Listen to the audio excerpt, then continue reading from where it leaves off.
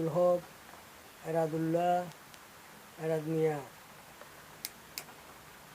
বাংলাদেশের পক্ষ থেকে বলতেছি, আমাদেরকে আমাদের বস মাশরাফির নামের একটা স্টেডিয়াম দিতে হবে। স্টেডিয়ামের নাম হবে একটা বস মাশরাফির স্টেডিয়াম।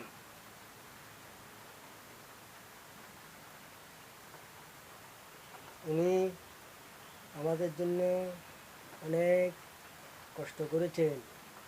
আমাদেরকে ওনার সম্মানের উদ্দেশ্যে ওনাকে কিছু দিতে হবে